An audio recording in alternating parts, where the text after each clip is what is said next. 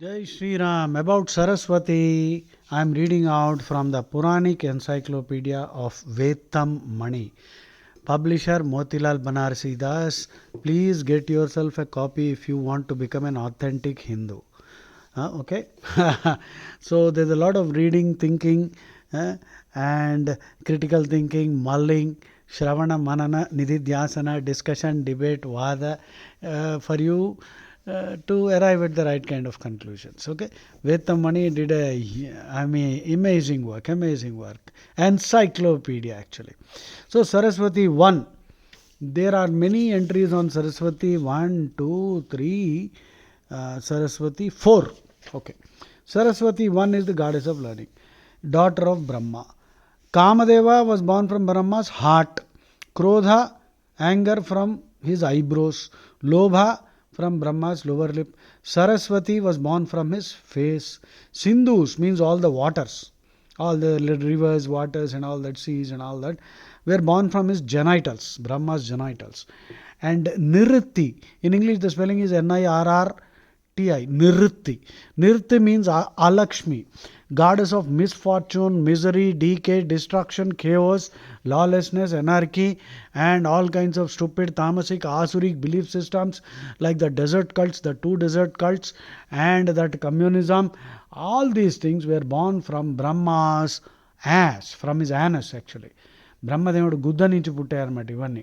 ఏది DK, destruction, Alakshmi, దరిద్రం అనమాట. అందుకని బొందల దగ్గరికి వెళ్ళి పూజ చేసి అన్ని మతాలు ఒకటి, సర్వధర్మ వడపావ్ అంటే ఇలా మాట్లాడే వాళ్ళు కూడా బ్రహ్మదేవుడు గుద్ద నుంచి పుట్టారని చెప్తున్నారు వీతమ్మణి గారు. ఓకే, ఇప్పుడు చూసుకుందాం. The following story about the birth of Saraswati is from the బ్రహ్మాండ పురాణ chapter 43. Brahma got ready for creation, and in meditation Sattva Guna began swelling up and a girl was born. Brahma asked who she was. She answered, I am your daughter. I was born from you. You fix a seat for me and duties. Brahma said, your name is going to be Saraswati, and he ordained that she should stay on the tip of everyone's tongue. But I don't know what is on everyone's tongue these days. All kinds of filthy abuse and trash.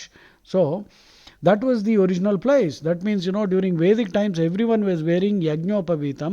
Veda was taught to everyone.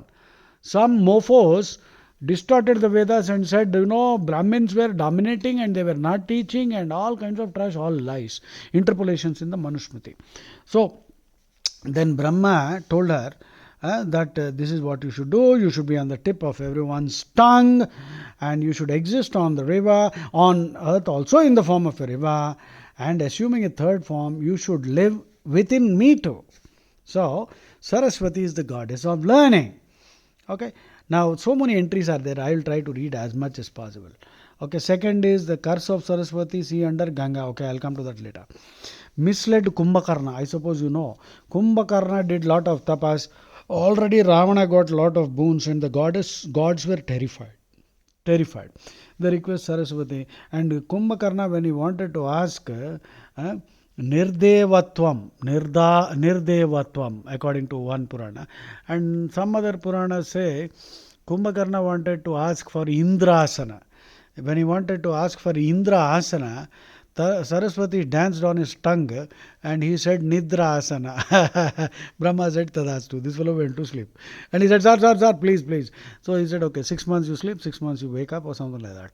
Then another account says that he wanted to say Nirdevatva. That means he should be given the power to vanquish, defeat, rout and completely destroy all devas. And Saraswati danced on his tongue. So this fellow, instead of saying Nirdevatva, he said Nidravatva. And Brahma said, wonderful, so be it. So, be careful of what you say. Don't utter trash because that might become true for you also. Okay? Received Badavagni, all-consuming fire. Badavagni was born at the quarrel between Bhargavas and Haihayas. Badavagni is flames of Aurva, the Bhargava. You have to see under Aurva. It was Saraswati who took the Agni to the ocean. As a result, Saraswati became a river in India. Srishtikanda of Padma Purana. The world was about to be burnt in Badavagni, which originated from Aurva, when Indra requested Saraswati, thus, oh Devi, you should deposit this Agni in the western ocean. So, submarine fire, this is okay. Vadavanala, Vadavagni. Okay. Or else this world will be consumed in fire. So Saraswati told Vishnu, I am not free, I will do nothing without the permission of my father, therefore please think of some other means. The Devas who understood Saraswati's nature went to Brahma with their case. Immediately he called Saraswati and asked her to deposit Badavagni in the western ocean for the safety of himself and the Devas.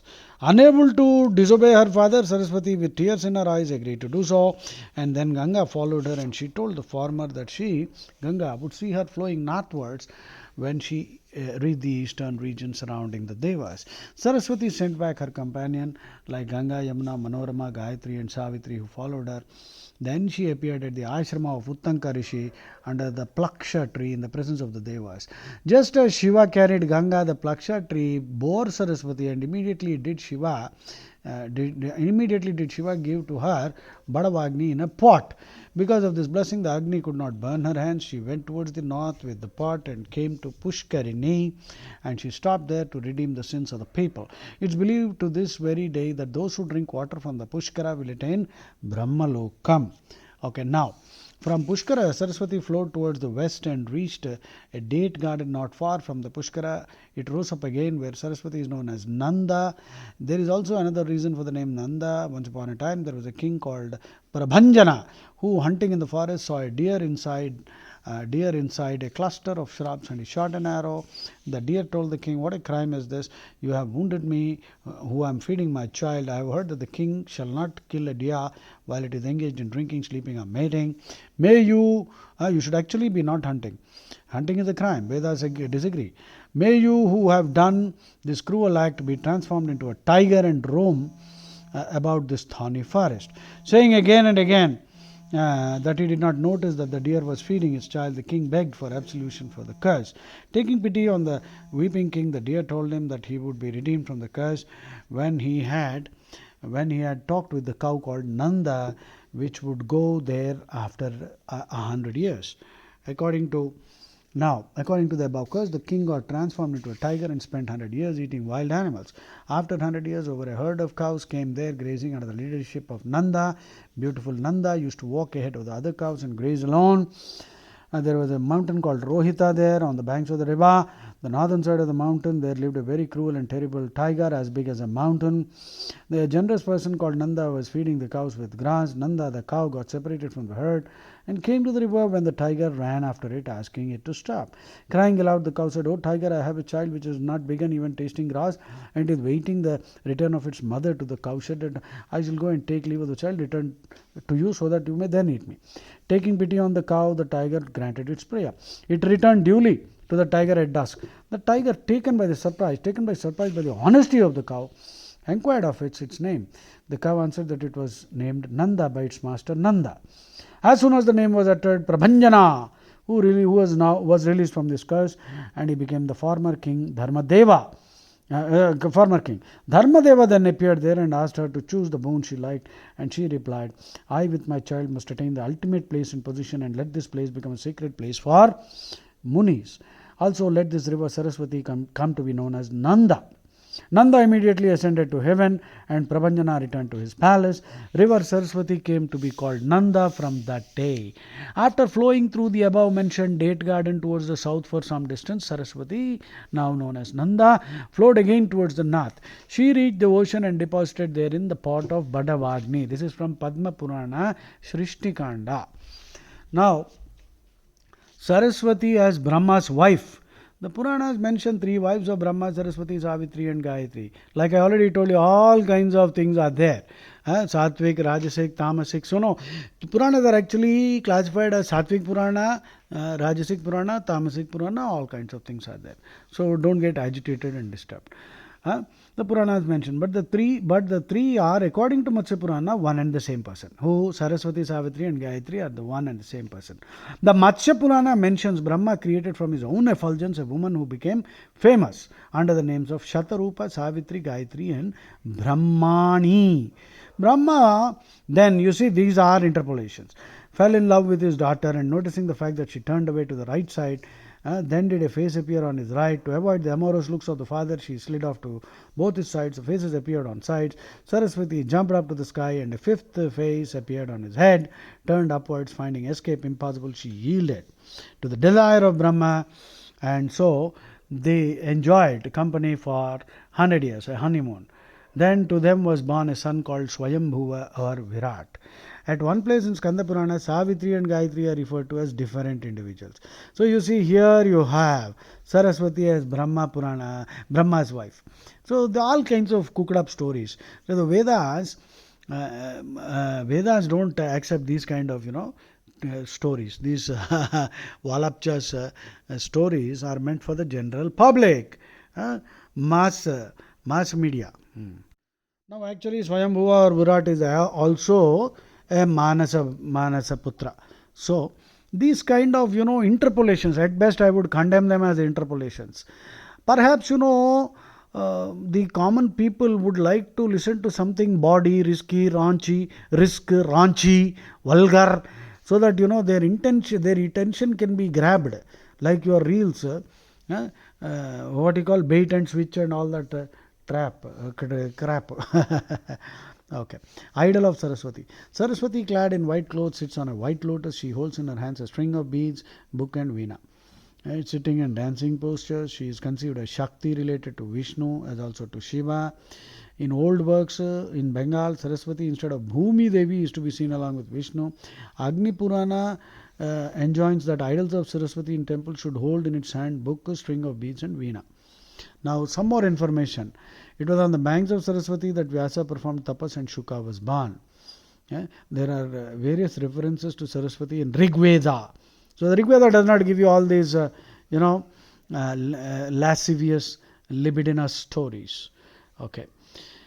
Saraswati shines forth in Indra's court, Sabha Parva, Mahabharatam. Saraswati advised the Muni called Tarksha during Tripura Dahana, burning of the city of the Tripuras. Saraswati served as the passage for the chariot of Shiva to advance. Karna Parva. Muni Yajnavalkya once thought of Saraswati and she appeared before him wearing ornaments of vowels and consonants and sounding Om. Shanti Parva, Mahabharata. Now Saraswati 2, River Saraswati. Okay, I'll read this in one more video. So Saraswati 2, we have Saraswati 3 and Saraswati 4. I will complete that in part 2. So these are information that I have taken from Puranic Encyclopedia of Vetamani about Saraswati. So Saraswati was born from the face of Brahma, like that Dharma Devata was also born from the heart of Brahma. Of course, he is saying that it is Kamadeva. So Dharma Devata is also said to be born from the face. So Saraswati is a daughter because she was a Manasa Putri. Tell others to go to hell. All these trashy, libidinous, lascivious, lecherous stories are interpolations. Jai Shri Ram.